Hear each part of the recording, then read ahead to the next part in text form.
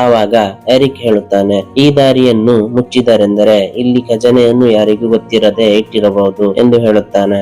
ಆದರೂ ಆಮಿಗೆ ಇಷ್ಟವಿಲ್ಲದಿದ್ದರೂ ಜಫ್ನ ಮಾತಿಗೆ ಒಪ್ಪಿಕೊಂಡು ಮುಂದೆ ತೆರಳುತ್ತಾಳೆ. ಕೊನೆಗೂ ಆ ಪಿರಮಿಡ್ ನ ಹತ್ತಿರ ಬರುತ್ತಾರೆ. ಅದು ಒಂದು ಹಳೆಯ ಮಾಯನ್ ದೇವಾಲಯವಾಗಿರುತ್ತದೆ. ಅದನ್ನು ನೋಡಿ ಎಲ್ಲರೂ ಖುಷಿಗೊಳ್ಳುತ್ತಾರೆ. ಆ ಸಮಯದಲ್ಲಿ ಮಾಯನ್ ನಾಗರಿಕರ ನಾಯಕ ಕುದುರೆ ಏರಿ ಬರುತ್ತಾನೆ. ಅವನ ಹತ್ತಿರ ಗನ್ ಇರುತ್ತದೆ. ಅವನು ಬಂದು ಎಲ್ಲರ ಮೇಲೆ ಕೂಗಾಡುತ್ತಾನೆ.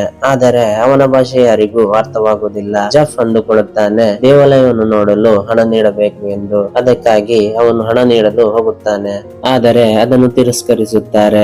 ಆವಾಗಲೇ ಅವರ ಕೆಲವು ಸಹಚರರು ಬರುತ್ತಾರೆ. ಅವರೆಲ್ಲರೂ ಬಿಲ್ಲುಗಳನ್ನು ಹೊಂದಿರುತ್ತಾರೆ. ಮ್ಯಾಥ್ಯೂಸ್ ಅವನ ಮೊಬೈಲ್ ಅನ್ನು ಅವರಿಗೆ ನೀಡಿ, ಇವನು ನನ್ನ ಸಹೋದರ, ಇವನನ್ನು ನಾವು ಹುಡುಕುತ್ತಿದ್ದೇವೆ, ನೀವು ಇವನನ್ನು ನೋಡಿದ್ದೀರಾ ಎಂದು ಕೇಳುತ್ತಾನೆ. ಆ ಸಮಯದಲ್ಲಿ ಮ್ಯಾಮಿ ಫೋಟೋ ತೆಗೆಯುತ್ತಾ ಮಾಯನ್ ದೇವಾಲಯವನ್ನು ಸುತ್ತಿದ್ದ ಬಳ್ಳಿಯ ಸೊಪ್ಪನ್ನು ಮೆಟ್ಟುತ್ತಾಳೆ.